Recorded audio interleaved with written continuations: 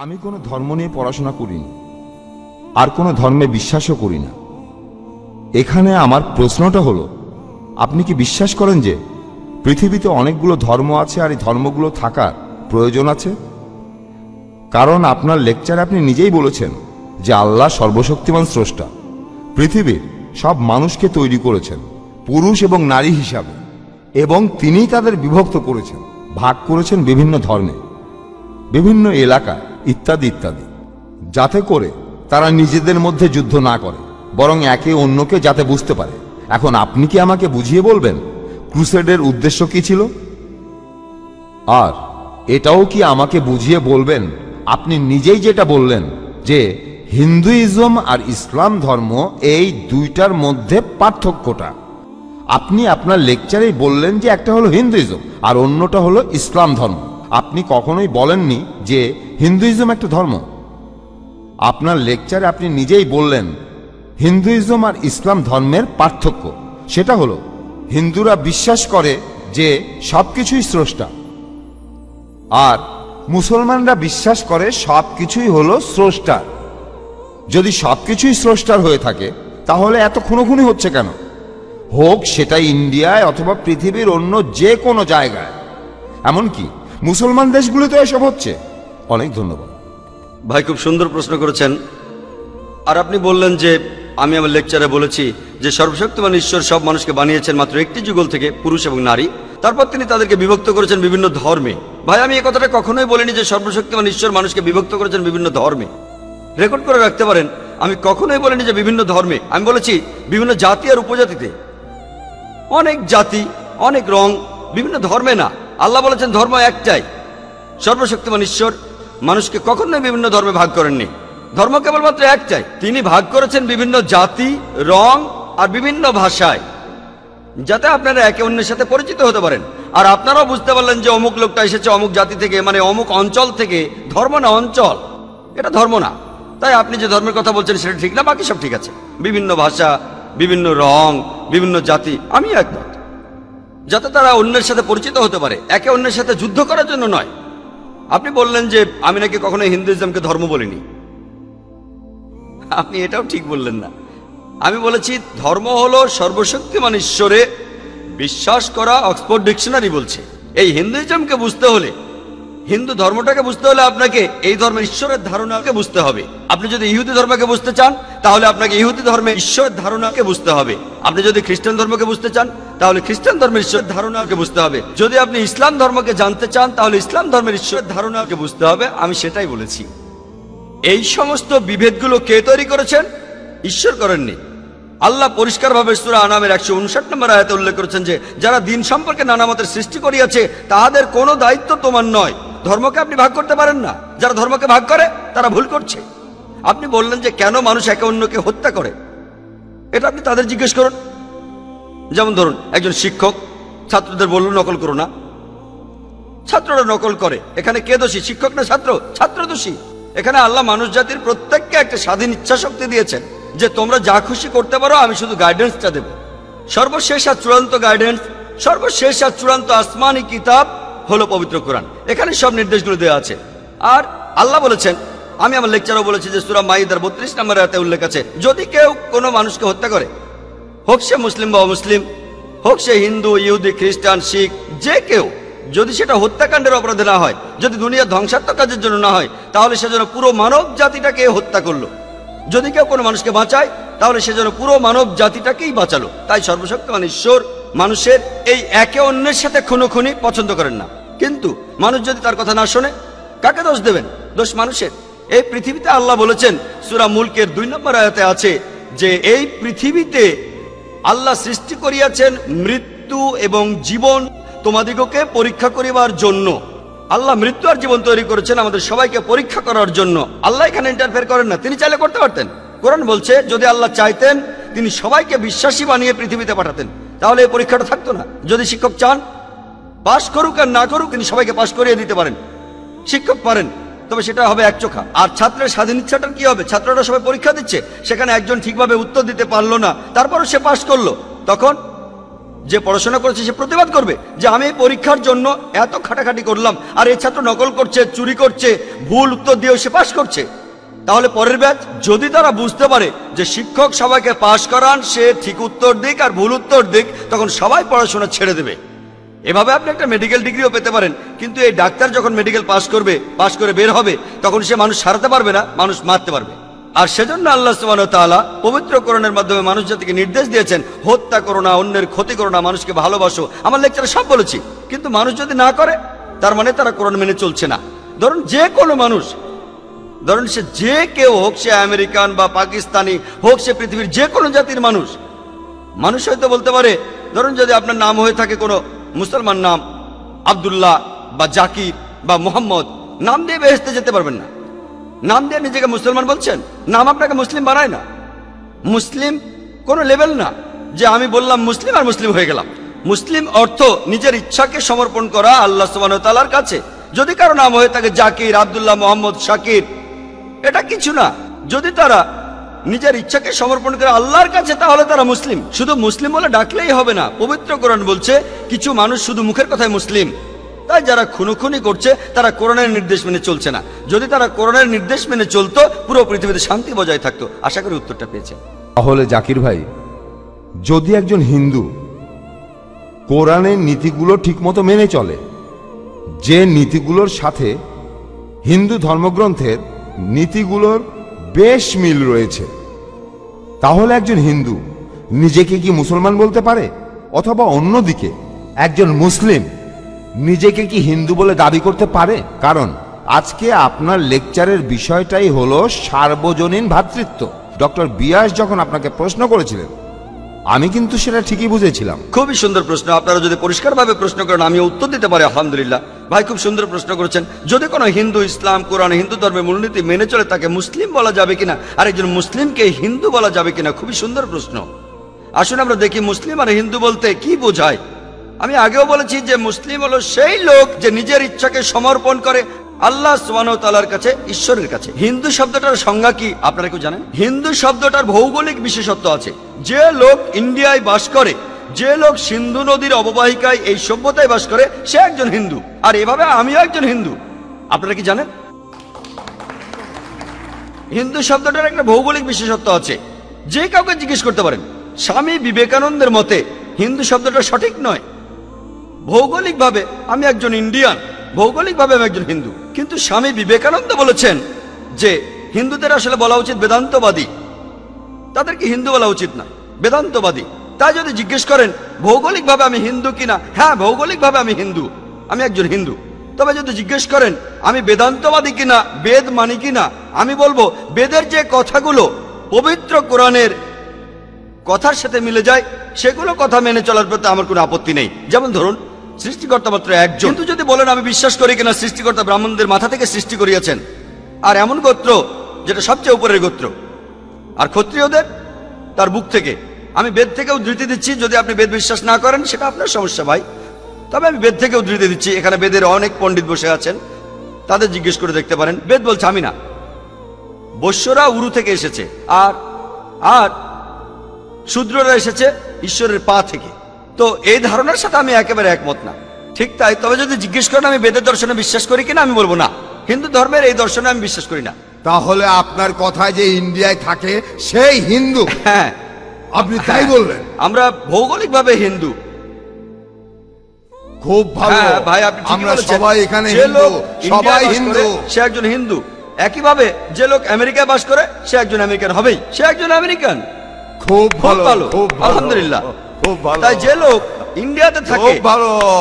তাহলে আমরা এখানে যারা আছি সবাই হ্যাঁ। হিন্দু, আপনিও হিন্দু। ঠিক তাই, আমি আপনার সঙ্গে একমত। ভৌগোলিকভাবে ইন্ডিয়ায় যারা বসবাস করে তারা সবাই হিন্দু, আমি আপনাদের সঙ্গে একমত।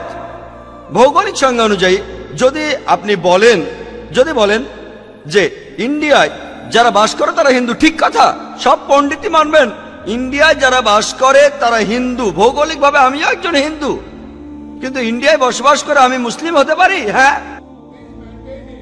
অবশ্যই। তাই একজন লোক মুসলিম হিন্দু দুটোই হতে পারে। হ্যাঁ, সেই মুসলিম যদি ইন্ডিয়ায় বসবাস করে সে একজন হিন্দু হতে পারে। তবে যদি একজন হিন্দু আমেরিকায় বসবাস করে, সে আসলে হিন্দু নয়। আপনারা জানেন সে একজন আমেরিকান।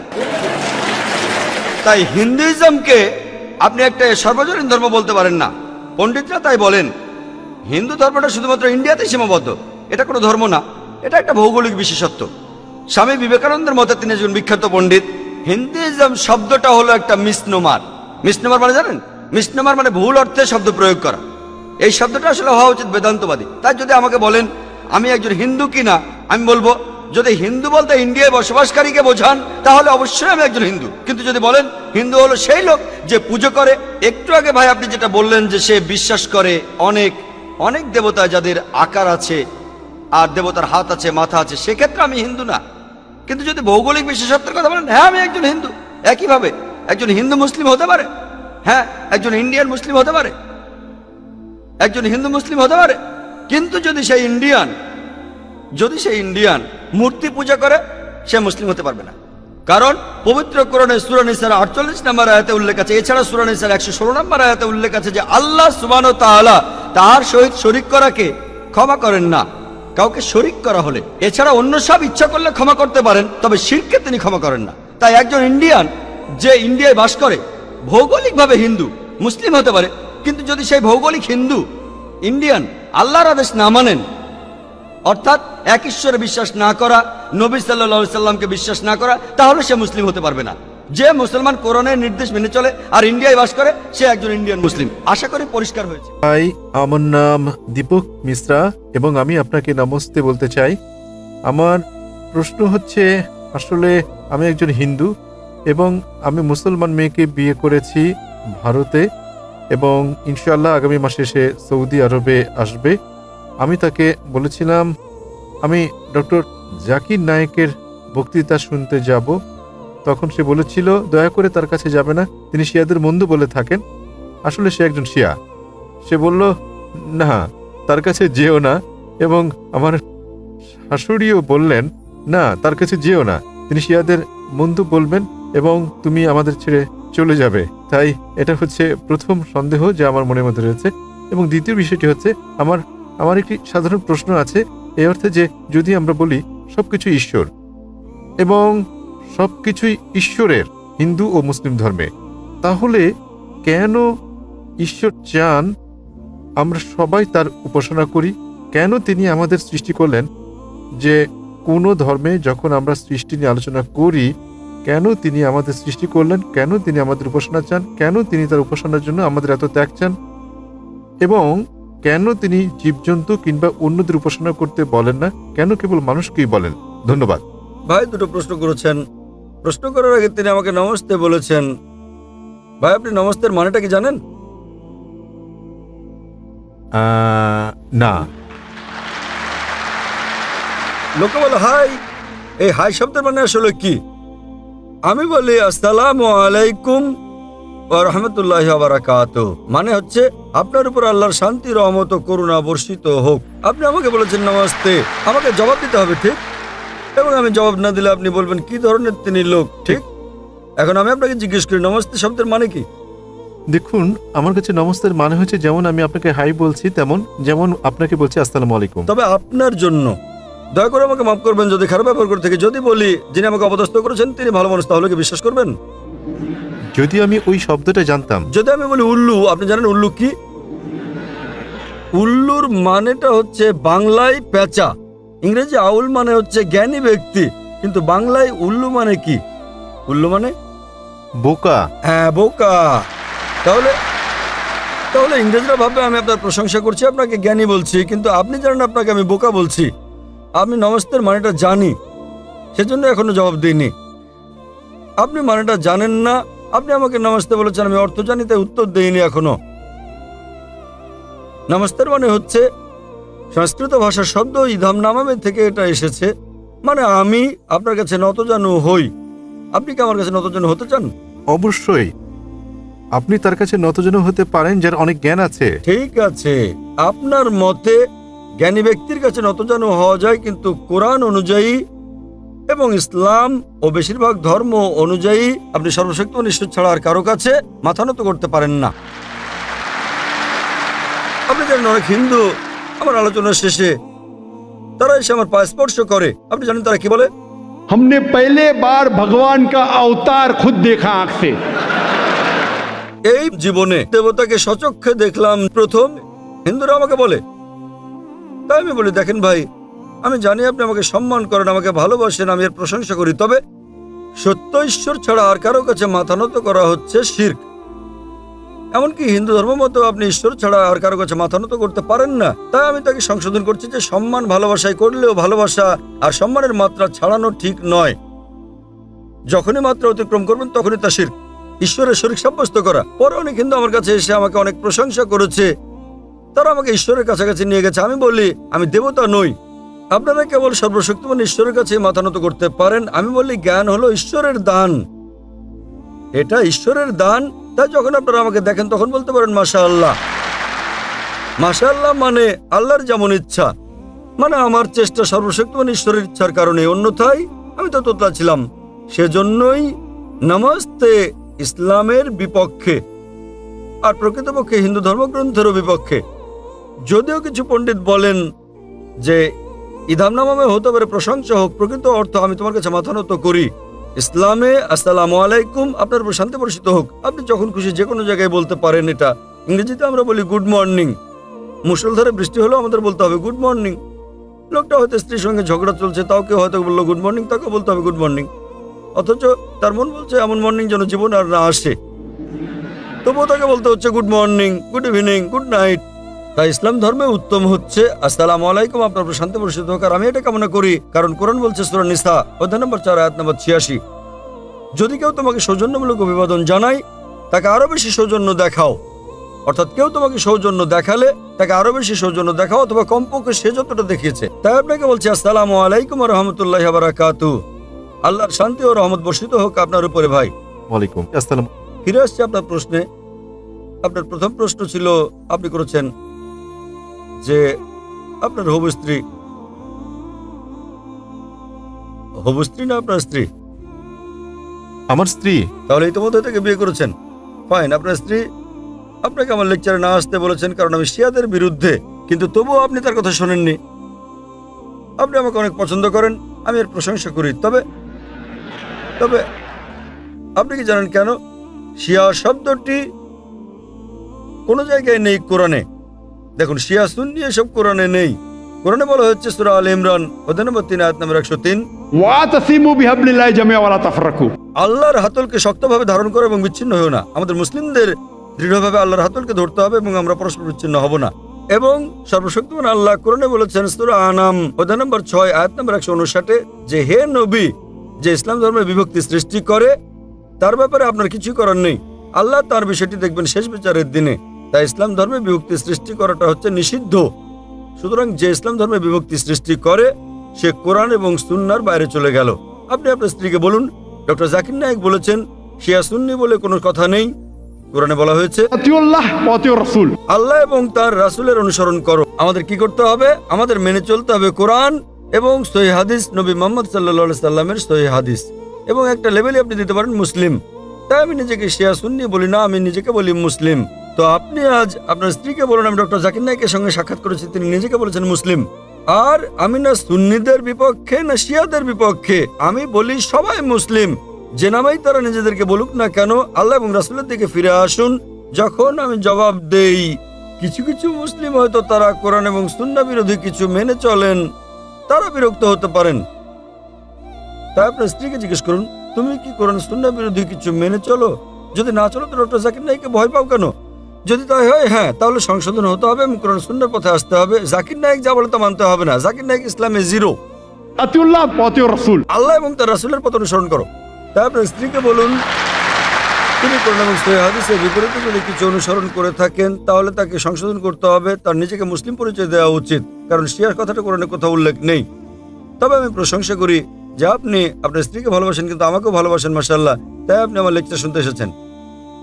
এবার আপনার দ্বিতীয় প্রশ্নে আসি যে কেন ঈশ্বর আমাদেরকে সৃষ্টি করেছেন এবং ঈশ্বর কেন আমাদের কাছে উপাসনা চান, কেন তিনি জীবজন্তুদের উপাসনা চান না, ঈশ্বর কেন আমাদের উপাসনা চান, এই সংক্রান্ত প্রশ্নের জবাব ইতোমধ্যে আমি দিয়েছি। আমার মনে হয় আপনি দেরিতে এসেছেন, আমি জানি না। যে আমরা ঈশ্বরের উপাসনা করি, আমরা তার প্রশংসা করি, লোকেরা আমাকে প্রশ্ন করে কেন আমি বলি আল্লাহু আকবার, কেন আমরা ঈশ্বরের প্রার্থনা করি। আমি বলি দেখেন, ইসলাম ধর্মে আমরা ঈশ্বরের প্রার্থনা করি বা না করি তাতে আল্লাহ সুবহানাহু ওয়া তাআলার কিচ্ছু এসে যায় না। যখন আমি বলি আল্লাহু আকবার, আল্লাহ মহান, তিনি আগে থেকেই তো মহান। আমি আল্লাহু আকবার বললে তিনি মহান হয়ে যাবেন না? তাও কেন আমরা বলি? আপনি জানেন কেন বলি? কারণ যখন আমি কারো প্রশংসা করি, যখন আমি কাউকে মহান বলি, সেটা একটা মানবিক প্রবণতা যে আমি চেষ্টা করি তার নির্দেশ মেনে চলতে। তাই আল্লাহর প্রশংসা করার কারণ এটা নয় যে তিনি বড় হয়ে যাচ্ছেন যখন আমরা তার প্রশংসা করছি। যে মুহূর্তে আমরা তার প্রশংসা করি সেই মুহূর্তে কোরআনের দেওয়া তার নির্দেশ পালন করি আমরা। তাই প্রথমে আমাদের শনাক্ত করতে হবে কে সর্বশক্তিমান ঈশ্বর, তারপর তিনি কি মেনে চলতে বলেছেন। তাই তো মুসলিম মানে যিনি সর্বশক্তিমান ঈশ্বরের কাছে নিজের ইচ্ছাকে সমর্পণ করেন। কোরআনে বলা হয়েছে সূরা জারিয়াত অধ্যায় নম্বর 51 আয়াত নম্বর 56 যে আমি জিন ও মানুষকে আমার উপাসনা ছাড়া অন্য কোনো কারণে সৃষ্টি করিনি। সর্বশক্তিমান ঈশ্বর তার উপাসনার জন্য আমাদের সৃষ্টি করেছেন এবং যে কারণে তিনি আমাদের উপাসনা চান তা হচ্ছে তিনি আমাদের এইরকম ক্রাইটেরিয়া মুক্ত করেছেন। এটা হচ্ছে মানবজাতির জন্য নির্দেশনা ম্যানুয়াল, মানবজাতির ভালো মন্দ। তাকে উপাসনার সময় আমরা তার প্রশংসা করি, স্বভাবতই আমাদেরকে তার নির্দেশ পালন করতে হবে। আর যখন আমরা সর্বশক্তিমান ঈশ্বরের নির্দেশ মেনে চলি সেটা আমাদের জন্যই ভালো। উদাহরণস্বরূপ যদি আপনি ডাক্তারের কাছে যান, ডাক্তার আপনাকে চিকিৎসাপত্র দিলে সেটা আপনি মেনে চলেন কি না? হ্যাঁ। হ্যাঁ, কেন? কারণ আপনি অসুস্থ, তিনি হলেন ডাক্তার। একইভাবে সর্বশক্তিমান ঈশ্বর আমাদেরকে প্রেসক্রিপশন দিয়েছেন কোরআনে এবং সহিহ হাদিসে। মানুষের জন্য ভালো মন্দের কথা বলা হয়েছে। যখন আমরা তার প্রশংসা করি, উপাসনা করি, স্বভাবতই আমরা তখন তার হুকুম পালন করি। যদি আপনি বিশ্বাস না করেন যে লোকটি ডাক্তার, তাহলে তার প্রেসক্রিপশনকে আপনি মেনে চলবেন না। সুতরাং যখন আপনার ডাক্তার পছন্দ হবে তার কথা মতো আপনি চলবেন। আর এই জন্য আমরা সর্বশক্তিমান ঈশ্বরের প্রশংসা করি এবং আমরা তার উপাসনা করি যাতে করে আমরা ভালো মানুষ হতে পারি। আপনি প্রশ্ন করেছেন জীবজন্তু কেন তার উপাসনা করে না। আমাদের প্রিয় নবী মুহাম্মদ সাল্লাল্লাহু আলাইহি সাল্লাম তিনি বলেছেন যে ইসলামে অন্য সকল সৃষ্টি শুধুমাত্র জিন ও মানুষ ছাড়া তাদের ইচ্ছা স্বাধীনতা নেই। অন্যান্য সৃষ্টির কোনো ইচ্ছা স্বাধীনতা নেই, ফেরেশতাদের ইচ্ছার স্বাধীনতা নেই, প্রাণীদের ইচ্ছার স্বাধীনতা নেই। এরা সবাই সর্বশক্তিমান ঈশ্বরের উপাসনা করে। প্রাণীকুল, গাছপালা, পাহাড় পর্বত সবাই সর্বশক্তিমান ঈশ্বরের উপাসনা করে। এদেরকে আরবিতে বলা হয় মুসলিম। জিন ও মানুষ আমাদেরকে সর্বশক্তিমান ঈশ্বরের ইচ্ছার স্বাধীনতা দিয়েছেন। আমরা তাকে মানতেও পারি, নাও মানতে পারি। সর্বশক্তিমান ঈশ্বর আমাদের সৃষ্টি করেছেন কারণ কোরআনে উল্লেখ করা হয়েছে যে আল্লাহর সেরা সৃষ্টি হচ্ছে মানব জাতি। এছাড়া আমাদের আকৃতি, আমাদের দেহ, আমাদের বুদ্ধি, তিনি আমাদের ইচ্ছার স্বাধীনতা দিয়েছেন। আমরা তাকে মানতে পারি, নাও মানতে পারি। আমাদের ইচ্ছার স্বাধীনতা দেওয়ার পর তিনি যাচাই করে দেখতে চান যে আমরা তাকে মানি কি মানি না। অন্য সব সৃষ্টি যেমন প্রাণী, গাছপালা, তাদের ইচ্ছার স্বাধীনতা নেই। তাই এটা বড় কিছু না যে তারা সর্বশক্তিমান ঈশ্বরের উপাসনা করে, ভালো, আলহামদুলিল্লাহ। কিন্তু মানুষকে ইচ্ছার স্বাধীনতা দেওয়ার পর যেমন বলা হয়েছে কোরআনের সূরা মুলক অধ্যায় 67 আয়াত নম্বর 2, अल्लज़ी खलक़ल मौता वल हयाता, তিনি আল্লাহ যিনি সৃষ্টি করেছেন মৃত্যু ও জীবন কারা কাজে ভালো তা পরীক্ষা করার জন্য। সুতরাং এই জীবন পরকালের জন্য একটা পরীক্ষা। আমাদের স্বাধীন ইচ্ছা দেওয়া হয়েছে, আমরা তার উপাসনা করতে পারি, নাও করতে পারি। যদি উপাসনা করেন তাহলে আপনি ঈশ্বরের হুকুম মেনে চলছেন। আপনি মদ খেতে পারেন, নাও খেতে পারেন। যদি আপনি মদ না খান তাহলে ঈশ্বরের হুকুম মানলেন। তাহলে এইভাবে সর্বশক্তিমান ঈশ্বর আপনাকে করণীয় বর্জনীয় ঠিক করে দিয়েছেন, খুব অল্প সংখ্যক। আর অবশিষ্ট সবকিছু আপনার ইচ্ছাধীন। তাই এইসব করণীয় বর্জনীয় বিষয়ের প্রতি যত্নবান হলে আপনি হুকুম মেনে চললেন, তার উপাসনা করলেন এবং আপনি পরীক্ষায় উত্তীর্ণ হবেন। এই জীবন পরকালের জন্য একটা পরীক্ষা। আশা করি উত্তরটা পেয়েছেন ভাই। আমার নাম আদিত্য, আর আমি চেন্নাইয়ে ইঞ্জিনিয়ারিংয়ে শেষ বর্ষের ছাত্র। আর যদিও বা আমি হিন্দু, ইসলাম সম্পর্কে প্রশ্ন করছি আর জিজ্ঞাসা করছি কারণ জাকির নায়েক হচ্ছেন সবচেয়ে উপযুক্ত। যেমন আপনি লেকচারে অনেকবার বলেছেন যে পবিত্র কোরআন লেখা হয়েছে 1400 বছর আগে, আর মনে করা হয় সবচেয়ে সেরা এবং আল্লাহর দেয়া সর্বশেষ ওহী। তাই আমার দুটি প্রশ্ন। আল্লাহ সবকিছু জানেন, কেন তিনি সেরা গ্রন্থটি প্রথমেই দেননি প্রথম নবীকে, আর ঈশ্বর এত সময় নিলেন তার জ্ঞানের সেরাটা দিতে? আমার দ্বিতীয় প্রশ্ন এটার সাথে সম্পর্কিত, যদিও পবিত্র কোরআন লেখা হয়েছে 1400 বছর আগে আর মানুষ পৃথিবীতে বসবাস করছে হাজার হাজার বছর আগে, তাই কেন অতি দয়ালু আল্লাহ তাদের সেরা জ্ঞানটা দেন না যা আমাদের দিয়েছেন 1400 বছর আগে? ধন্যবাদ সবাইকে। ভাই আপনি প্রশ্ন করলেন খুবই প্রাসঙ্গিক প্রশ্ন, দুটো প্রশ্ন, একটা হচ্ছে আরেকটার উত্তর। আপনি বললেন যে কেন আল্লাহ সুবহানাহু ওয়া তাআলা এই চূড়ান্ত বার্তা দিলেন 1400 বছর আগে, প্রথম মানুষ থেকে কেন দেননি?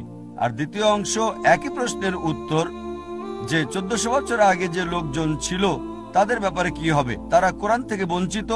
আল্লাহ যদি অতি দয়ালু, অতি মহান, অতি ক্ষমাশীল হন, তাহলে 1400 বছর আগের লোকজন কি বঞ্চিত হয়নি? খুবই ভালো প্রশ্ন করেছেন। আপনার প্রশ্নের উত্তরে বলছি, আমার ছেলে আমাকে বলল, আব্বা, বাবা, তুমি চাও আমি ডাক্তার হই, তাহলে কেন নার্সারিতে প্রথম শ্রেণীতে, দ্বিতীয় শ্রেণী, তারপরে স্কুল কলেজে ভর্তি করালে? আমাকে বলো তো, সরাসরি মেডিকেল কলেজে ভর্তি করালে না কেন? যদি আমার ছেলেকে ডাক্তার বানাতে চাই, আমি সরাসরি তাকে মেডিকেল কলেজে ভর্তি করাতে হবে না। প্রথমে তার জন্য ক্ষেত্র তৈরি করতে হবে। প্রথমে সে প্রি প্রাইমারি স্কুলে যাবে, তারপরে স্কুলে যাবে স্ট্যান্ডার্ড 1, এভাবে স্কুল পাস করবে, তারপর হাই স্কুলে যাবে, তারপর কলেজ যখন যোগ্যতা অর্জন করবে তখন মেডিকেল কলেজে যাবে সে। একইভাবে সর্বশক্তিমান আল্লাহ, যিনি অদৃশ্য জ্ঞানের মালিক, যার সকল কিছুর জ্ঞান আছে, মানব জাতির ব্যাপারে যিনি জানেন, তাই এটা বলা হয়েছে পবিত্র কোরআনে সূরা রাদ অধ্যায় নম্বর 13 আয়াত নম্বর 38। আল্লাহ বলেন, लिकुल्ल अजलिन किताब। কিতাব দেওয়া হয়েছে প্রত্যেক যুগে, প্রত্যেক সময়ে। কোরআনের 4টার নাম বলা হয়েছে, তাওরাত, জাবুর, ইনজিল এবং কোরআন। অনেক কিতাব নাজিল করা হয়েছে। প্রথম কিতাব নাজিল করেছেন কারণ সর্বশক্তিমান আল্লাহ জানতেন যে মানব জাতির আরো উন্নতি করতে হবে। যদি সেই সময় কোরআন নাজিল করতেন, সেই প্রথম সময়ে আমাদের আদি পিতা আদম আলাইহিস সালামের সময়, তিনি জানেন যে মানুষ এটা বহন করতে পারবে না। এ কারণে যে কিতাব কোরআনের আগে এসেছে, মানে ইনজিল, এখন হলো বাইবেল, যদিও আমরা বাইবেলকে ইনজিল বলে মনে করি না, তবে বাইবেলের কিছু অংশ হয়তো ঈশ্বরের বাণী। এটা বলা হয়েছে বাইবেলে গসপেল অফ জন অধ্যায় নম্বর 16 অনুচ্ছেদ 12 থেকে 14। যিশু আলাইহিস সালাম বলছেন, আমার অনেক কিছু বলার আছে, এখন তোমরা তা সহ্য করতে পারবে না। যখন সত্যের আত্মা আসবে, সে তোমাদের সত্যের পথ দেখাবে, তোমাদের আশার পথ দেখাবে, আমাকে সম্মানিত করবে। তা যিশু আলাইহিস সালাম জানতেন। তারপরও তিনি বলেছেন, তোমরা তা সহ্য করতে পারবে না, এজন্যই সর্বশেষ এবং চূড়ান্ত নবী আসবে, সে তোমাদের আশার পথ দেখাবে। এভাবে সর্বশক্তিমান আল্লাহ ভালোভাবে জানতেন কোন সময়টা সর্বশেষ ও চূড়ান্ত বার্তা কোরআন নাজিলের উপযুক্ত সময়, আর সেটা ছিল 1400 বছর আগে। এবার আপনার দ্বিতীয় প্রশ্নে আসি, কোরআনের আগের লোকজনের কি হবে? তাদের ব্যাপারে বলি, আমার ছেলে যদি ক্লাস 1-এ পড়ে, তাকে মেডিকেল কলেজের প্রশ্নপত্র দেওয়া হবে না, ক্লাস 1-এর প্রশ্নই তাকে দেওয়া হবে। যদি হাই স্কুলে যায়, হাই স্কুলের প্রশ্নই তাকে দেওয়া হবে, তারপর জুনিয়র কলেজ। ঠিক একইভাবে সর্বশক্তিমান আল্লাহর মূল বার্তা সব গ্রন্থেই, সব কিতাবে, প্রথম থেকে শেষ কিতাব কোরআন পর্যন্ত একই, অর্থাৎ এক আল্লাহকে বিশ্বাস করতে হবে, একমাত্র তারই ইবাদত করতে হবে। তাই সব নবীগণ, প্রথম নবী আদম আলাইহিস সালাম থেকে শুরু করে তারপর নূহ, ইব্রাহিম, মুসা, ঈসা, মুহাম্মদ সাল্লাল্লাহু আলাইহি সাল্লাম, সবার মূল কথা একই, আল্লাহ সুবহানাহু ওয়া তাআলার একত্ববাদ, তাওহীদ সম্পর্কে। আর এই আল্লাহর একত্ববাদ, তাওহীদ নিয়ে ইনশাআল্লাহ আমি বিস্তারিত আলোচনা করব এই কনফারেন্সের শেষ দিনে, শেষ রবিবারে 20 জানুয়ারি ইনশাআল্লাহ। আশা করি উত্তরটা পেয়েছেন। ধন্যবাদ। আমার প্রশ্নটা হলো, ইসলাম ধর্মে খতনা দেয়াটা বাধ্যতামূলক কেন? ভাই, আপনি প্রশ্ন করলেন এটা কি আবশ্যিক, এটা কি বাধ্যতামূলক যে মুসলিম পুরুষরা খতনা করবে, এটা কি ফরজ? ভাই, এটা ইসলামে আবশ্যিক না, এটা হলো সুন্নাত, এটা সুন্নতে মুআক্কাদা, এটা করলে খুবই ভালো, এটা হলো মুস্তাহাব। আর ইসলামে খতনা দেওয়াটা হলো সুন্নত, এটা ফরজ না। তবে খতনা দেওয়ার অনেকগুলো কারণ আছে। আমি একজন ডাক্তার হিসেবে এই সুন্নতে খতনার উপরেই পুরো একটা লেকচার দিতে পারি, তবে এটা প্রশ্নোত্তর পর্ব, আমি তাই সংক্ষেপে বলছি। আজকে বিজ্ঞান আমাদের বলে, যদি একজন লোক খতনা করে তাহলে তার কার্সিনোমা অব পিনাস হওয়ার সম্ভাবনা কম, লিঙ্গে ক্যান্সার হওয়ার সম্ভাবনা কম। খতনা দেয়া থাকলে সম্ভাবনা কম, যদি খতনা দেয়া না থাকে তাহলে সম্ভাবনা বেশি। বেশ কিছু রোগ আছে যেগুলো প্রতিরোধ করা যায় যদি খতনা দেয়া থাকে। খতনা দেওয়ার সময় প্রেপিউসটা কেটে ফেলা হয়, অর্থাৎ লিঙ্গের ফোরস্কিন কেটে ফেলা হয়। এখানে আপনারা দেখবেন যে খতনা না দেয়া কেউ যদি প্রকৃতির ডাকে সাড়া দেয়, তারপর প্রসাব করার পরে তার প্রেপিউসের ভেতরে প্রসাবের কয়েকটা ফোঁটা থেকে যায় ফোরস্কিনের ভেতরে, এ থেকে অনেক রোগ হতে পারে। চুলকানি হতে পারে, শরীরের ত্বকে প্রদাহ হতে পারে, পেপলোসাইটিস। খতনা করলে এইসব রোগকে প্রতিরোধ করা যায়। আর এছাড়াও আমরা প্রসাব করার পরে পানি দিয়ে ধুয়ে নিই, এভাবে রোগকে প্রতিরোধ করি। আজকে বিজ্ঞান আমাদের বলে একজন লোক বেশি যৌন তৃপ্তি পাবে যদি তার খতনা দেয়া থাকে, বেশি যৌন তৃপ্তি পাবে। এছাড়াও খতনা দেয়া থাকলে আপনার ত্বকে বিভিন্ন রকম ইনফেকশন হওয়ার সম্ভাবনাও কম। এখনকার বিজ্ঞান আমাদের বলে যার খতনা দেয়া থাকে তার এইডস রোগ হওয়ার সম্ভাবনাও অনেক কম। এইডসের ভাইরাস খুবই তাড়াতাড়ি ছড়াবে যদি খতনা করা না থাকে। এরকম আরো অনেক রোগকে প্রতিরোধ করা যায়। এজন্য আপনারা দেখবেন যে আজকের আমেরিকাতেই 50%-এর বেশি ছেলেকে তাদের জন্মের পরই খতনা দেওয়া হয়, তারা কিন্তু মুসলিম না। এমনকি আমেরিকার খ্রিস্টানরাও ডাক্তার বাবা মাকে জিজ্ঞেস করেন আপনারা কি আপনাদের ছেলেদের খতনা দিতে চান, আর তাদের 50%-এর বেশি ছেলেকে খতনা দেওয়া হয়। ইসলামে আছে সেজন্য করে না, কারণ তারা জানে এতে করে তাদের ছেলেদের উপকার হবে। আশা করি উত্তরটা পেয়েছেন। আমার নাম গেমেচু তেস্তে। আমার পেশা হলো আমি কিছু শ্রমিকের জন্য জীবন ধারণের কাজ করি। আমি ইসলামে জন্মগ্রহণকারী একজন ব্যক্তি, কিন্তু ইসলামে জন্ম নিয়েও আমি খ্রিস্ট ধর্মে বড় হচ্ছি। আপনি মূলত একটি মুসলিম পরিবারে জন্মগ্রহণ করেছিলেন, তারপর আপনি খ্রিস্টান হলেন? হ্যাঁ হ্যাঁ, ঠিক আছে। তাহলে আপনার প্রশ্নটা কি? তো আমার ঈশ্বর যীশু খ্রিস্ট, তার নামে ধন্যবাদ জানাই। ডক্টর জাকির, আপনার জন্য আমার প্রশ্ন যোহন অধ্যায় 5 অধ্ 30 এবং যোহন 14 পদ 28 সম্পর্কিত। সেখানে বলা হয়েছে, আমার মনে হয় আপনি প্রশ্নটা ভুলভাবে উদ্ধৃত করছেন ভাই। যদি আমি ভুল না করে থাকি, আপনি জিজ্ঞাসা করছেন যে যীশু খ্রিস্ট তার উপর শান্তি বর্ষিত হোক বলেছেন, আমি পথ সত্য আর জীবন, আমার মধ্য দিয়ে না গেলে কেউই পিতার কাছে যেতে পারে না। আপনি কি এটার কথা বলছেন? হ্যাঁ হ্যাঁ, আপনি সঠিকভাবে উদ্ধৃত করছেন না। আমি কিছুটা শুনতে পেয়েছি, কিন্তু আপনার উদ্ধৃতিটি সঠিক ছিল না। তাহলে আপনি বলতে চাইছেন যে এটা বাইবেলে উল্লেখ আছে, তাই তো? হ্যাঁ, তাহলে আপনি কি একমত যে যীশু বলেছেন আমার পিতা? বাইবেলের সেই যীশু ও কোরআনের যীশু একই ব্যক্তি? আপনি কি এতে বিশ্বাস করেন? তিনি যা বলছেন তার সাথে আমি 100% একমত, কিন্তু তিনি যখন এটা বলেন তখন আপনি এর দ্বারা কি বোঝেন? আপনি যাই বোঝান না কেন, আমার প্রশ্ন হলো আপনি কি একমত? হ্যাঁ, আমি একমত 100%। হ্যাঁ, এখন আমি আপনার প্রশ্ন বুঝতে পেরেছি, কিন্তু আমার বিশ্বাস আপনি বাইবেল সম্পর্কে ভালোভাবে অবগত নন, কারণ আপনার উদ্ধৃতিটি অর্ধেক ছিল, এটি সঠিক ছিল না। আপনি যা বলছেন সেটা বাইবেলের যোহন অধ্যায় 5 পদ 6 থেকে উদ্ধৃত করছেন। না না না, যোহন অধ্যায় 14 পদ 28 এবং যোহন অধ্যায় 5 পদ 30। আপনি কি এই অধ্যায়গুলোর সাথে একমত? সেখানে কি বলা হয়েছে? সেখানে বলা হয়েছে আমার পিতা। যীশু বারবার বলছেন আমার পিতা। আপনি কি কোরআন এবং বাইবেলের যীশুর আমার পিতা বলার সাথে একমত? যোহনের অধ্যায় 5 পদ 30 আমি জানি। 30-30-30 এটা আমার মুখস্থ আছে। যোহনের অধ্যায় 5 পদ 30 আমি জানি। হ্যাঁ, সেখানে বলা হয়েছে আমি নিজে থেকে কিছুই করতে পারি না, আমি যেমন শুনি তেমনই বিচার করি, এবং আমার বিচার ন্যায্য, কারণ আমি নিজের ইচ্ছা নয় বরং আমার পিতার ইচ্ছা পূরণ করতে চাই। তো আপনি কি একমত? আমি এর সাথে একমত, কিন্তু আপনি আগে যা উদ্ধৃত করেছিলেন তা ভিন্ন ছিল। এখন আপনি অধ্যায় 5 পদ 30 উদ্ধৃত করছেন, কেন পরিবর্তন করছেন? অধ্যায় 5 পদ 30 আমার স্মৃতিতে আছে, আমি অবশ্যই একমত। যীশু খ্রিস্ট তার উপর শান্তি বর্ষিত হোক, যোহনের অধ্যায় 5 পদ 30 বলেছেন আমি নিজে থেকে কিছুই করতে পারি না, একমাত্র তিনি যিনি নিজে থেকে কিছুই করতে পারেন না, জিরো। আচ্ছা, আপনি একটু শুনতে পাবেন, তারপর উত্তর শুনুন। আপনি একটি প্রশ্ন করেছেন, এখন একটু উত্তর শুনুন। আপনি এখানে বিতর্ক করতে আসেননি, তাই তো? প্রশ্নোত্তর পর্বে আপনি একটি প্রশ্ন করেন আর চুপ করে থাকেন। আমি যেমন শুনি তেমনই বিচার করি, এবং আমার বিচার ন্যায্য, কারণ আমি নিজের ইচ্ছা নয় বরং আমার পিতার ইচ্ছা পূরণ করতে চাই। তো আপনি কি একমত? আমি এর সাথে একমত। তো আমার মতে যখন আমি বাইবেল পড়ি, যীশু খ্রিস্ট বলেছেন আমি নিজের থেকে কিছুই করতে পারি না, এটাকে আপনি বিশ্বাস করেন? হ্যাঁ, আমি 100% বিশ্বাস করি। তাহলে যদি আপনি বিশ্বাস করেন যিশুর একজন পিতা আছেন, কোরআনে, পুরো কোরআনে ঈশ্বর, আপনি যা বলছেন খ্রিস্ট ধর্মে পিতা হলেন ঈশ্বর, তাই না? তাহলে পুরো কোরআনে পিতা শব্দের কোনো উল্লেখ নেই। আপনারা তো আল্লাহকে আমার পিতা বলে ডাকেন না, তাই না? অবশ্যই আমরা ডাকি না। তাহলে এই ভিত্তিতে যিশু মুসলিম নন। যখন কেউ বলে আল্লাহ আমার পিতা, তখন সে ইসলাম থেকে বেরিয়ে যায়, তাই না? সঠিক। তাহলে আপনি কিভাবে বলেন যিশু, যিনি বারবার বলছেন আমার পিতা, অথচ আপনি তাকে প্রত্যাখ্যান করেন? ভাই, যীশু খ্রিস্ট তার উপর শান্তি বর্ষিত হোক, তিনি নবী মোহাম্মদের আগে এসেছিলেন। কারণ হলো, শুনুন, আমি সম্মানের সাথেই বলছি, ভাই, আপনি যদি ডিবেট করতে চান তাহলে হল বুক করুন। এটা প্রশ্নোত্তর পর্ব। আপনি কি ইংরেজি বোঝেন? প্রশ্নোত্তর পর্বে আপনি একটা প্রশ্ন করেন আর চুপ করে থাকেন। আচ্ছা, চুপ থাকলাম।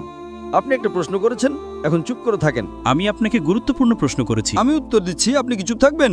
এটা কোনো বিতর্ক সভা নয়। যদি আপনি বিতর্ক করতে চান তাহলে আফ্রিকার সবচেয়ে বিখ্যাত পাদ্রীকে ডাকেন, যিনি 30-40 হাজার মানুষ জোগাড় করতে পারবেন। আমি তার সাথে বিতর্ক করব। বুঝতে পেরেছেন? আপনি তো একজন বাচ্চা, আপনার সাথে বিতর্ক করে কি লাভ? আপনি আমাকে বলেছেন যে ইসলামে যে কেউ আল্লাহকে পিতা বললে সে ভুল। অবশ্যই এটা ভুল, কারণ পিতা সর্বশক্তিমান ঈশ্বরের কোনো গুণবাচক নাম নয়। ঠিক আছে, হ্যাঁ, কিন্তু এটা কোরআন নাজিল হওয়ার পরের বিধান। যীশুখ্রিস্ট কোরআন নাজিল হওয়ার আগে এসেছিলেন, তাই যীশুখ্রিস্টের জন্য যখন মুহাম্মদ সাল্লাল্লাহু আলাইহি ওয়াসাল্লাম আসেননি তখন তার মুহাম্মদের উপরে বিশ্বাস করার কোনো প্রশ্নই ছিল না। তিনি শুধু ভবিষ্যৎবাণী করেছিলেন। বুঝতে পেরেছেন? সুতরাং কোরআনের সমস্ত আইন কোরআন নাজিল হওয়ার পরে প্রযোজ্য। যীশুখ্রিস্ট কোরআন নাজিল হওয়ার আগে এসেছিলেন। আপনি কি বুঝতে পেরেছেন? সুতরাং যেহেতু যীশুখ্রিস্ট তার সময় আল্লাহর একজন রাসূল ছিলেন, তিনি যা প্রচার করেছিলেন তা সঠিক ছিল। কিন্তু আপনি যদি কোনো ভুল শিক্ষা পান, তার সাথে আমরা একমত নই। তাই আমি বলছি যীশুখ্রিস্ট তার উপর শান্তি বর্ষিত হোক বাইবেলে বলেছেন, যদিও আমি পুরো বাইবেলকে ঈশ্বরের বাণী বলে মনে করি না, কিন্তু এই পদটি যোহনের অধ্যায় 5 পদ 30 আমি একমত যে এটা 100% সঠিক। তাহলে আপনি ইসলাম থেকে বহিষ্কৃত যদি আপনি বিশ্বাস করেন যে যিশু। এখন আপনি এখানে আমাকে ইসলাম শেখাতে এসেছেন, তাই তো? আপনি ইসলাম সম্পর্কে কি জানেন? আপনি ইসলাম সম্পর্কে কি জানেন? আমি তো ইসলামে জন্ম নেওয়া মানুষ। আপনি কি জানেন? আমি মুসলিম নই, আমি জানি না কিছু। যদি আপনি যিশুকে বিশ্বাস না করেন তাহলে ইসলাম থেকে বাইরে। না না না না, যদি আপনি যীশু খ্রিস্ট তারপর শান্তি বর্ষিত হোককে বিশ্বাস না করেন, আপনি ইসলাম থেকে বাইরে। কোরআনের আগে যারা এসেছিলেন তাদের আইন কানুন ভিন্ন ছিল। আল্লাহর সমস্ত নবী এক ঈশ্বরে বিশ্বাস করতেন। সেই সময়ে এমন কোনো নিয়ম ছিল না যে আপনি ঈশ্বরকে আল্লাহকে পিতা বলতে পারবেন না। যীশু খ্রিস্ট আল্লাহর একজন রাসূল ছিলেন। তাহলে আল্লাহর রাসূল ছিলেন তিনি বলছেন আমি নিজে থেকে কিছুই করতে পারি না, এর মানে তিনি শূন্য। তাহলে আল্লাহ কি পরিবর্তন করছেন?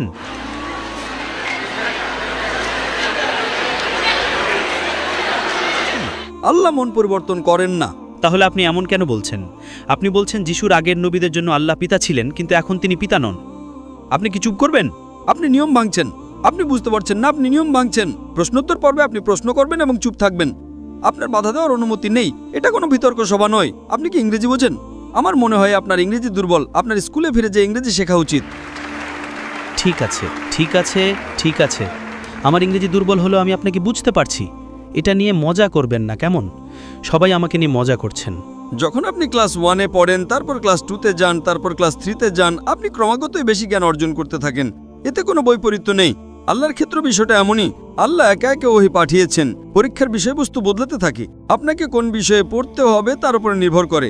সুতরাং যিশুর সময়ে তিনি সর্বশক্তিমান ঈশ্বরের রাসূল ছিলেন। আমরা বিশ্বাস করি যে তিনি আল্লাহকে বিশ্বাস করতেন এবং আল্লাহর বার্তা প্রচার করতেন। সেই সময় যখন তিনি বলেছিলেন সর্বশক্তিমান ঈশ্বরকে পিতা বলে ডাকো, তাতে কোনো সমস্যা ছিল না। কিন্তু আপনারা তাকে ভুল বোঝা শুরু করলেন। আর যখন তাকে ভুল বোঝা শুরু করলেন, ঠিক সেই কারণেই আল্লাহ সুবহানাহু ওয়া তাআলা মহিমান্বিত কোরআনের সবকিছু হুবহু পুনরাবৃত্তি করেননি। অতীতে যা ছিল তা ভিন্ন ছিল।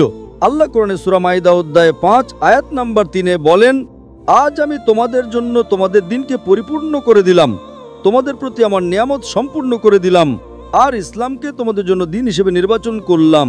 এরপরে নতুন কিছু যোগ বা বিয়োগ করা যাবে না। আমি আপনাকে প্রশ্ন করছি, যখন পিতাই ঈশ্বর, তার মানে যিশু ঈশ্বর নন, আপনি কি বিশ্বাস করেন যে যিশু ঈশ্বর? হ্যাঁ, তিনি ঈশ্বরের পুত্র 100%। তাহলে তো বৈপরীত্য, খুব খারাপ বৈপরীত্য। একবার চিন্তা করেন, কোনো বৈপরীত্য নেই, আপনি বিপরীতে। হয়তো যিশু বলেছেন আমি নিজে থেকে কিছুই করতে পারি না, এর মানে আপনার ঈশ্বর কিছুই করতে পারেন না। লজ্জা হচ্ছে আপনার জন্য। লজ্জা? আমাকে অপমান করবেন না, সম্মান করুন। আপনারও লজ্জা হওয়া উচিত। আমাকে অপমান করবেন না। তাহলে তো সবাই আপনাকে এটাই বলছে, আপনার ঈশ্বর কিছুই করতে পারেন না, আপনার ঈশ্বর কোনো কাজই করতে পারেন না। আপনি বাইবেলে যোহনের অধ্যায় 5 পদ 30 থেকে উদ্ধৃত করেছেন, যীশু খ্রিস্ট তার উপর শান্তি বর্ষিত হোক বলেছেন আমি নিজে থেকে কিছুই করতে পারি না। ঈশ্বর কখনোই বলবেন না আমি কিছু করতে পারি না। তাই সে বলছে আমি আমার পিতার ইচ্ছা পালন করব। দয়া করে বক্তাকে সম্মান করুন, তাকে উত্তর দিতে দিন। আমি তাকে সম্মান করি, কিন্তু সে আমাকে নিয়ে মজা করছে। কেন? কারণ আপনার কথায় বৈপরীত্য আছে। আপনি ইংরেজি বোঝেন না। ভাইটা পাগলের মতো আচরণ করছেন। দয়া করে কেউ মাইক্রোফোনটা বন্ধ করুন। এই ভাই ধর্মপ্রচার করতে চান। ভাই, আপনি বরং এই তাঁবুটা ভাড়া করেন। আগামীকাল রাতের জন্যই তাঁবুটা ভাড়া করেন। খ্রিস্টান ধর্মে পাদ্রীরা কখনো কাউকে প্রশ্ন করতে দেয় না। আমরা আপনাকে এত সময় দিচ্ছি আর সবার সময় নষ্ট করছেন। আপনি নিজেকে হাস্যকর পাত্র বানাচ্ছেন। আপনি বলছেন ঈশ্বর কিছুই করতে পারেন না। আমি কিভাবে একমত হব? আমি আমার যিশু খ্রিস্ট তার উপর শান্তি বর্ষিত হোককে ভালোবাসি। আপনি যদি তাকে ভালো না বাসেন সেটা আপনার সমস্যা। আমি কি আমার প্রশ্ন শেষ করতে পারি? ভাই আপনি কি মাইকটা ধরতে পারেন? তো এই ভাই বাইবেলের যোহনের অধ্যায় 5:30 থেকে উদ্ধৃত করছেন, যীশু খ্রিস্ট তার উপর শান্তি বর্ষিত হোক বলেছেন, আমি নিজে থেকে কিছুই করতে পারি না। সর্বশক্তিমান ঈশ্বর কোনো ধর্মেই কখনোই বলবেন না আমি কিছু করতে পারি না। সুতরাং এটা প্রমাণ করে যীশু খ্রিস্ট তার উপর শান্তি বর্ষিত হোক ঈশ্বর ছিলেন না। যদি আপনি ইংরেজি না বোঝেন সেটা আপনার সমস্যা, আমার সমস্যা নয়। আর আপনি একই কথা বারবার বলেই যাচ্ছেন।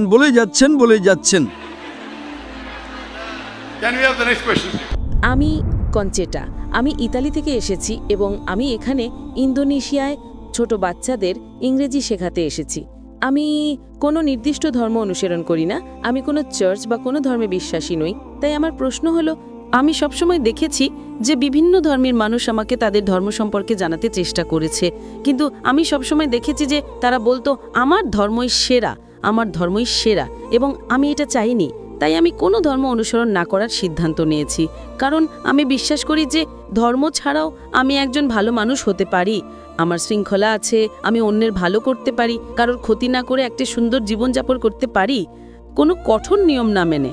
বোন, আপনি ইংরেজি ভাষার শিক্ষিকা তাই না? শুধু এখানে ইন্দোনেশিয়া একটা অভিজ্ঞতার জন্য। ইন্দোনেশিয়ায় এখন আমি যখন ইংরেজি বর্ণমালা শিখেছি আমি জানি তার ক্রম হলো ABCD। না না না না, BAZYD। আপনি কি এটা মানবেন? না। কেন? আপনি তো বলবেন আমি সঠিক। এটা ঠিক না ভুল? ABCD ছাড়া কি ইংরেজি শেখার অন্য কোনো উপায় আছে? কারণ আপনি জানেন এর একটাই উপায়, শুধু একটাই। আপনি বলতে পারেন না ZADPL? আপনি কি বলতে পারেন? যদি 10 জন লোক এসে আপনাকে বলে চলুন ইংরেজিতে বর্ণমালা শিখি ZYAL, আপনি কি রাজি হবেন? আপনি কি বলবেন আমি সঠিক কিনা? কেন?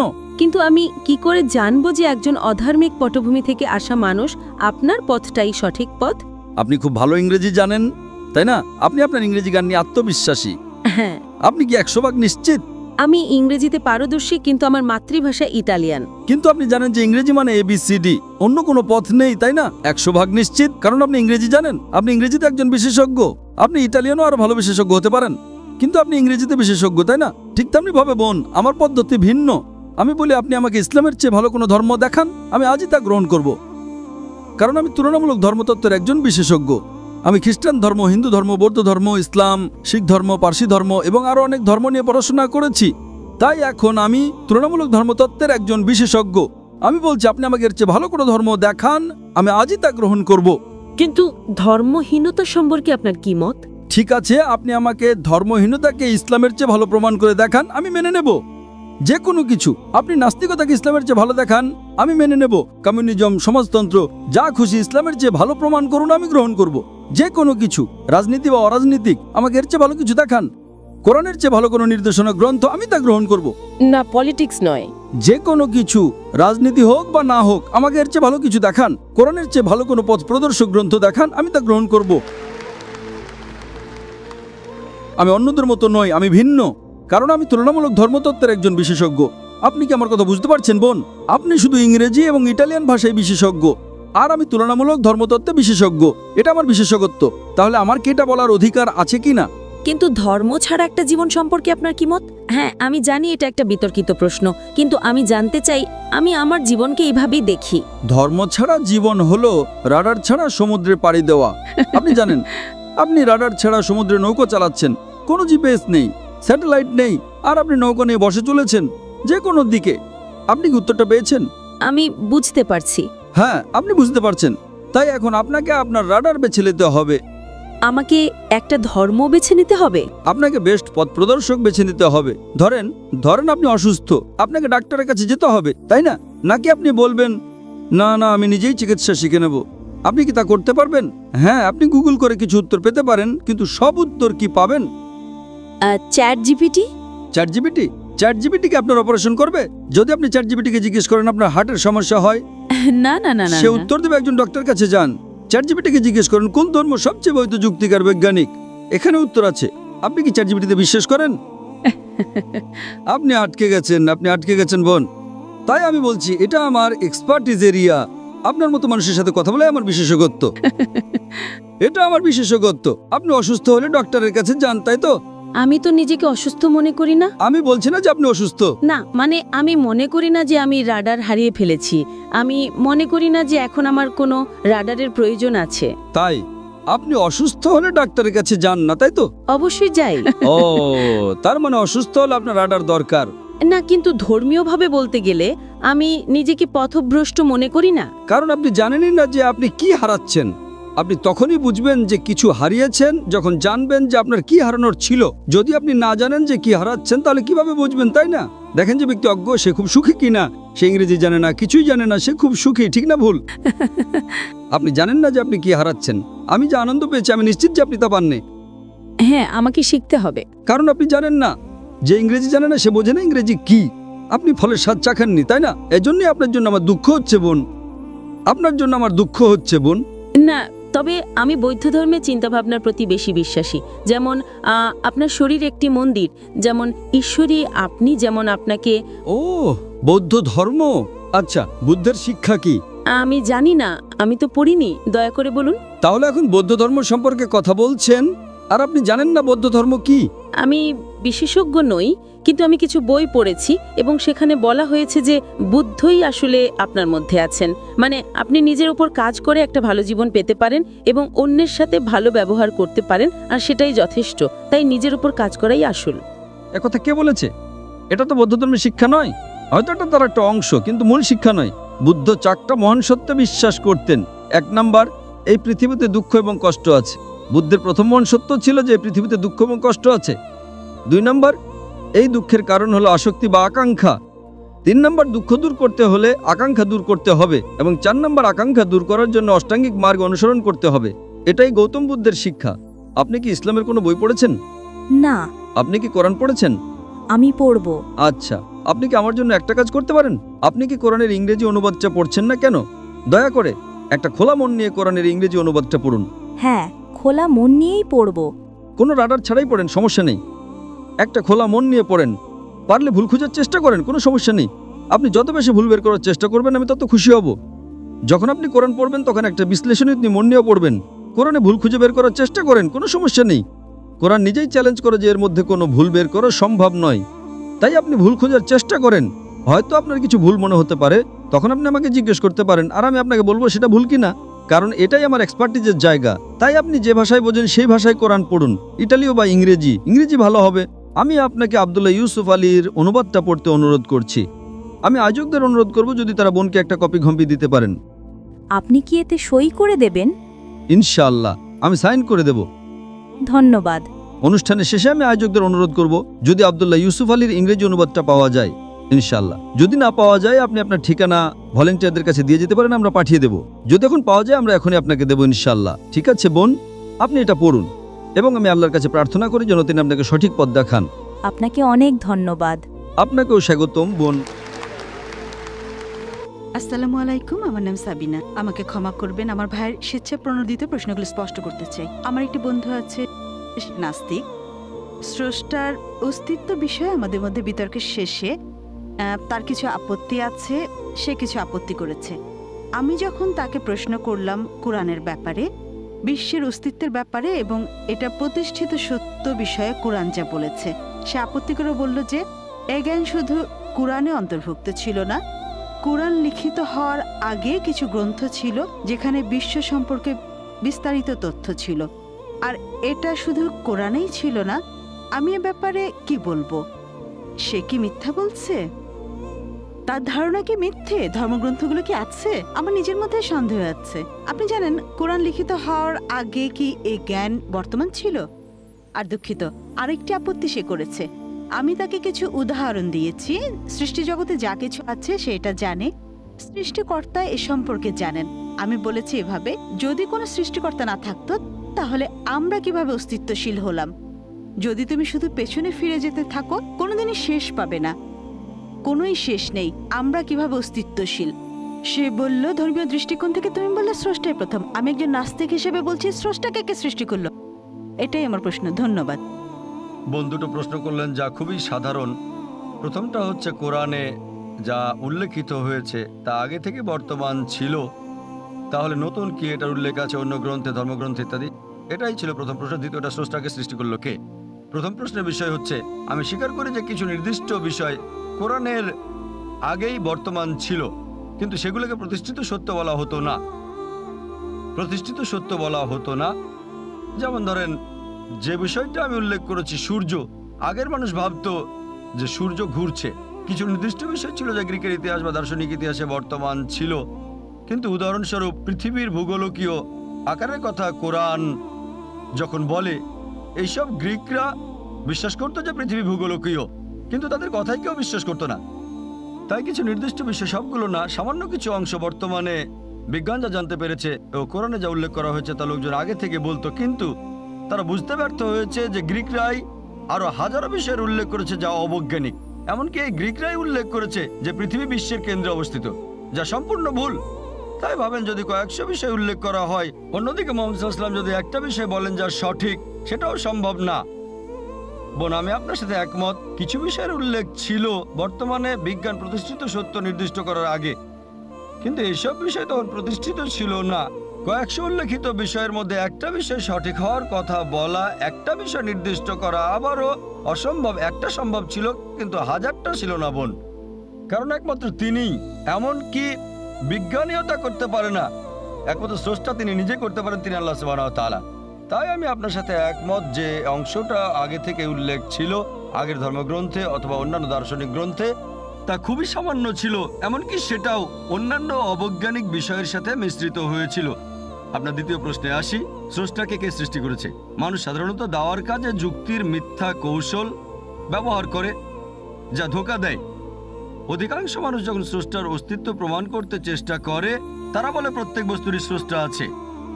যেমন এই বইটা কে সৃষ্টি করেছে, বইটা কিভাবে অস্তিত্ব পেল, কেউ সৃষ্টি করেছে। কে সৃষ্টি করেছে, তারা পেছনে ফিরে যায়। আপনি কিভাবে অস্তিত্ব পেয়েছেন, কিভাবে অস্তিত্ব পেলেন? আপনার বাবা কিভাবে অস্তিত্ব পেল? আপনার দাদা, তারপর স্রষ্টা পর্যন্ত পৌঁছে। কে এই মাইক্রোফোনটা তৈরি করেছে? ফ্যাক্টরি। কে ফ্যাক্টরি তৈরি করলো?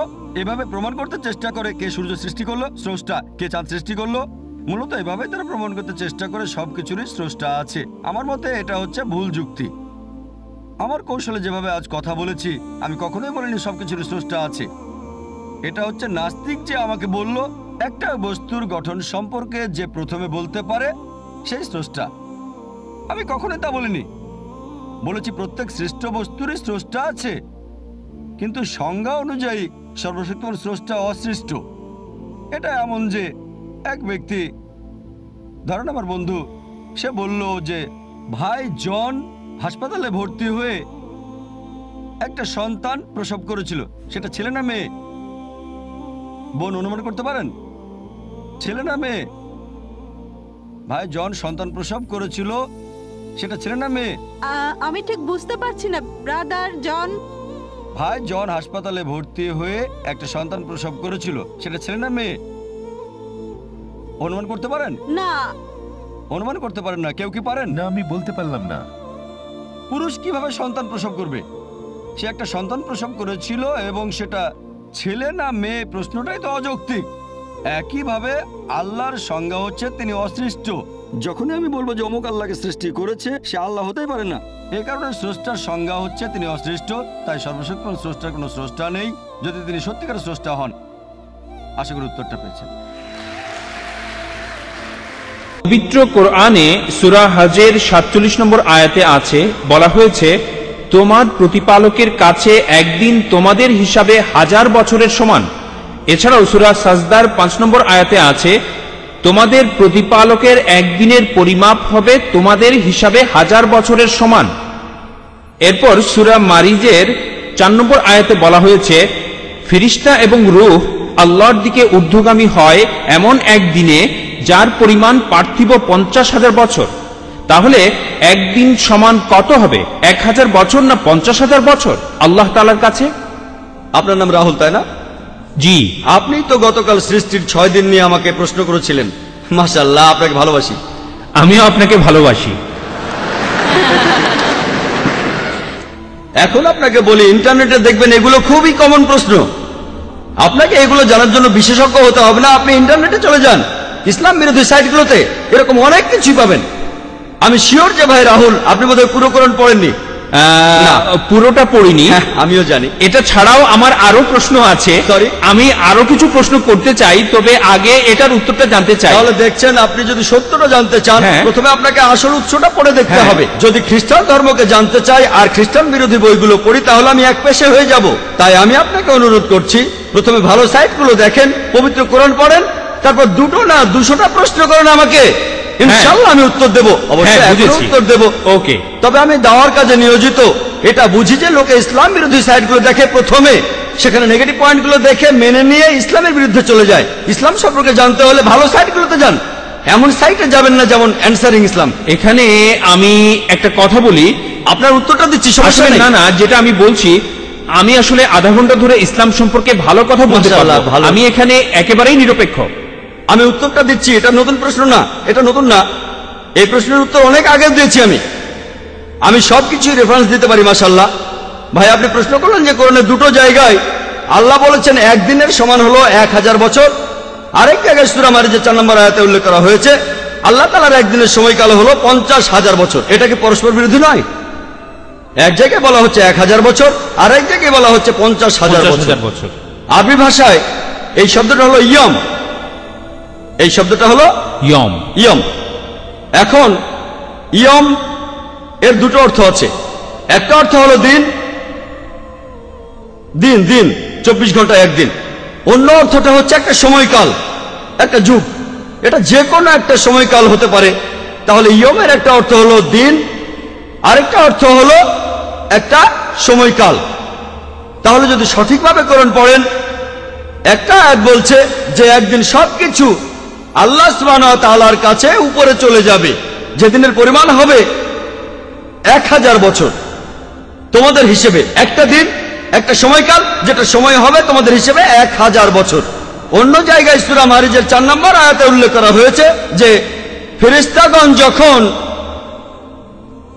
আল্লাহ তাআলার দিকে ঊর্ধ্বগামী হয়, এ সময় যে সময়টা লাগে একটা সময়কাল, যেটা পার্থিব 50,000 বছরের সমান। উদাহরণ হিসেবে আপনাকে বলি, ধরুন যদি আমি দুবাই থেকে আবুধাবি যেতে চাই 1 ঘন্টা সময় লাগবে, আর যদি আমি দুবাই থেকে যাই ধরুন আমেরিকাতে খুবই স্লো একটা প্লেনে, সময় লাগবে 50 ঘন্টা।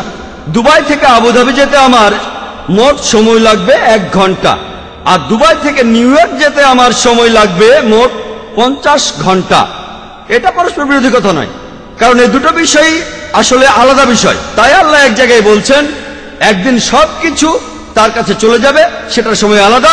অন্য জায়গায় ফেরেশতাগণ তার কাছে যাবেন, সেটার সময়ও আলাদা। এটা পরস্পর বিরোধী নয়। এখানে বিষয় দুটো আলাদা, তাই সময়ের হিসেবটাও আলাদা।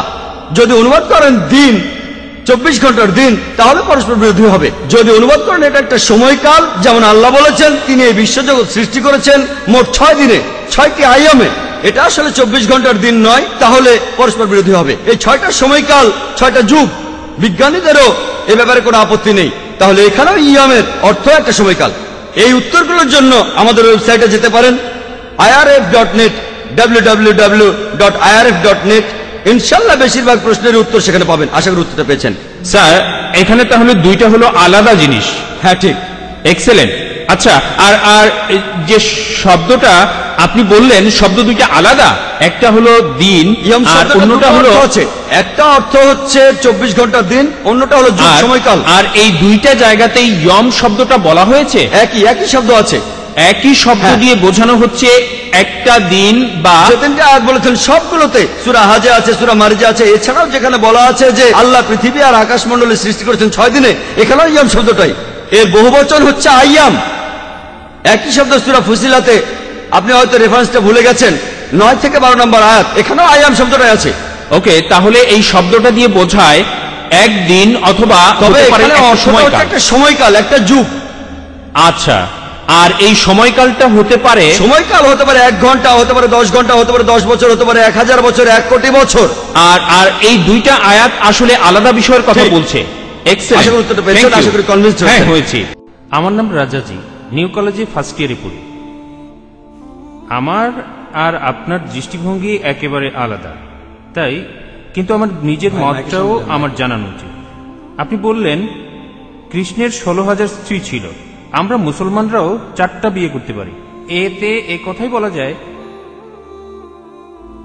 একথাই বলা যায় যে এই দুইটা ধর্মই একসাথে মহিলাদের অধিকার থেকে বঞ্চিত করছেন। আপনি বললেন যে হয়তো বলতে পারেন মানুষ আসলে খুব আকর্ষণীয়, তবে এটা ব্যক্তিগত দৃষ্টিভঙ্গি। আর যদি এভাবে ব্যাপারটা দেখেন, আপনাদের দেখার ভুল আছে, আপনাদের চিন্তায় ভুল আছে। সৌন্দর্যের যে ধারণা সেটাও সময়ের সাথে বদলায়। একসময় ক্লিওপেট্রা ছিল সবচেয়ে সুন্দরী, কিন্তু এখন আর তেমনটা নেই। এখন ঐশ্বরিয়া রাই হলো 1 নম্বর। আর আপনি এও বললেন যে মূল ধর্মগ্রন্থ পড়তে, কিন্তু এতে করে কিছু উগ্রবাদী আর মৌলবাদী তৈরি হয়। আপনি যখন কোনো ধর্মে বিশ্বাস করবেন তখন নিজের অন্যায়টাকে অন্যায় মনে হবে না। আর সেটাই ঠিক সেরকমই ঘটনাই ঘটেছিল গুজরাটে। 2000 মুসলিমকে সেখানে খুন করা হয়েছে। কেউ তাদের বাঁচাতে আসেনি। কিছু কমিউনিস্ট আর ডেমোক্রেট দল এগিয়ে এসেছিল। লোকজন ধর্মীয় মূল্যবোধের উপর আস্থা হারিয়ে ফেলেছে। আর আপনাদের মতো মানুষের কাছে এই ধর্মীয় মূল্যবোধটাই সবচেয়ে বড়। এসব ধর্ম উগ্রবাদী মানুষ তৈরি করে। তাই মানুষজনকে তাদের প্রাপ্য স্বাধীনতাটা দেন, যাতে করে তারা সমাজতান্ত্রিক আন্দোলনে যোগ দিতে পারে, যেমন কমিউনিস্ট আন্দোলন। ধন্যবাদ। ভাই মনে করেন তিনি একজন কমিউনিস্ট। আপনি খুব সুন্দর প্রশ্ন করেছেন। তিনি বললেন যে যখন হিন্দুইজম অনুমতি দিচ্ছে কৃষ্ণের 16,108 জন স্ত্রী, ইসলামে বহু বিবাহ অনুমতি আছে, তাহলে হিন্দুইজম আর ইসলাম একসাথে মহিলাদের অত্যাচার করছে কেন? আপনার মত অনুযায়ী, আপনার কথা অনুযায়ী ক্লিওপেট্রা একসময় সবচেয়ে সুন্দরী ছিল, এখন আর নেই। ঐশ্বরিয়া এখন 1 নম্বর। আমার জন্য না, আপনার জন্য। আপনার কাছে যা সুন্দর আমার কাছে নাও হতে পারে, আপনার সঙ্গে একমত। এটা দৃষ্টিভঙ্গির ব্যাপার। আমি একমত, ঐশ্বরিয়া রায় আপনার জন্য 1 নম্বর হতে পারে, আমার জন্য না। তাহলে বুঝতে পারছেন এক এক জায়গার নিয়ম হচ্ছে এক এক রকম। আমি উদাহরণ দিয়েছি, আমেরিকায় যেটা ভদ্রতা সেটা এখানে অভদ্রতা, আমেরিকায় যেটা অভদ্রতা সেটা এখানে ভদ্রতা। এটাকে ঠিক করবে? আপনার কথা মানলাম। আপনি যদি ভাবেন একাধিক স্ত্রীর অর্থ মহিলাদের অত্যাচার করা, তাহলে লক্ষ লক্ষ মহিলাদের দায়িত্ব কে নেবে? আপনি। তাদের কে দেখবে? আপনার কমিউনিস্ট আন্দোলন দেখবে? আল্লাহ মানুষ জাতির সমস্যার সমাধান দিয়েছেন এই পবিত্র কোরআনে। সেই সমাধানটা আপনি হজম করতে পারছেন না। আমি আপনাকে একটা প্রশ্ন করছি, বর্তমানে পুরুষের চাইতে মহিলা কয়েক লক্ষ জন বেশি। কে তাদের দায়িত্ব নেবে? কে? যদি প্রত্যেক মাসে তাদের সাহায্য করেন, সেই সাহায্যটাই আসলে যথেষ্ট নয়। পুরুষ আর মহিলার প্রাকৃতিক নিয়মের কিছু জৈবিক চাহিদা থাকে। আল্লাহ কোরআনে বলছেন, সূরা রুমের 21 নম্বর আয়াতে উল্লেখ আছে, আল্লাহ তোমাদের হৃদয়ে ভালোবাসা আর দয়া সৃষ্টি করেছেন। আমি একজন ডাক্তার, একজন ডাক্তার হিসেবে বলছি, একজন মহিলা সারা জীবন কুমারী থাকতে পারে না, পারে না। এটা অসম্ভব। আপনি এখন কি করবেন? এদের কি হবে? এরা পতিত হবে। আপনার কমিউনিস্ট এদের কি করতে পারবে? এর সমাধান কি? কোনো সমাধান নেই। আল্লাহ আমাদের এই সমস্যার সমাধান দিয়েছেন, সেই সমাধানটা হজম করতে পারছেন না। তাহলে এখানে সমস্যাটা হলো সমাধান পছন্দ হচ্ছে না, আপনি সমাধান দেন। এর চাইতে ভালো সমাধান কি দিতে পারেন?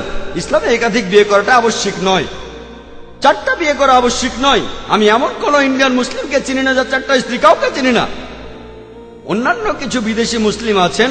আপনাকে বুঝতে হবে ভাই, এটাই হলো সমাধান। সব পুরুষই একাধিক বিয়ে করতে পারে না, সবাই করতে পারে না। তবে কিছু মানুষ স্ত্রীদের সুবিচার করতে পারে, আল্লাহ তাদের অনুমতি দিয়েছেন। তারা যদি সুবিচার করতে পারে, আপনার সমস্যা কোথায়? কোথায় মহিলাদের অত্যাচার করছি? আমরা তাদের সম্মান করছি।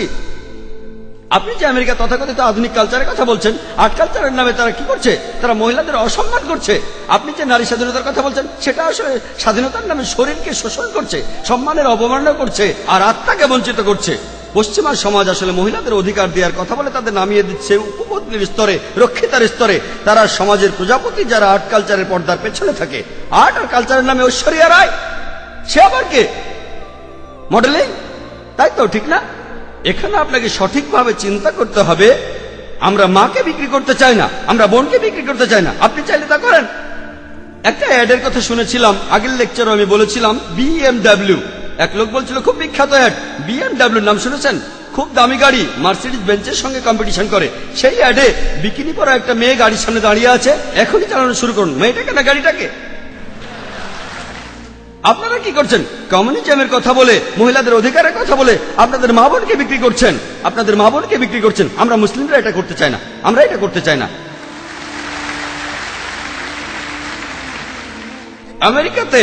আমেরিকাতে আপনি রক্ষিত রাখতে পারেন 5, 10, 20, কেউ কিছু বলবে না।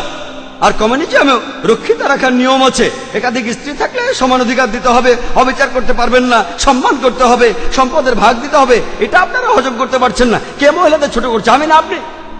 আর আমেরিকাতে পৃথিবীর সবচেয়ে উন্নত দেশে আমেরিকানরাই বলে যে ইসলাম মহিলাদের ছোট করে দেখে। আপনি কি জানেন পৃথিবীতে যতগুলো প্রধান ধর্ম আছে ইসলামের অনুসারী বাড়ছে সবচেয়ে বেশি হারে। যে লোকগুলো ইসলাম গ্রহণ করছে তাদের 3 ভাগে 2 ভাগই মহিলা। ইসলাম যদি মহিলাদের ছোট করে তাহলে আমেরিকান মহিলারা ইসলাম গ্রহণ করছে কেন? আমেরিকান পুরুষরা কেন ইসলাম গ্রহণ করছে?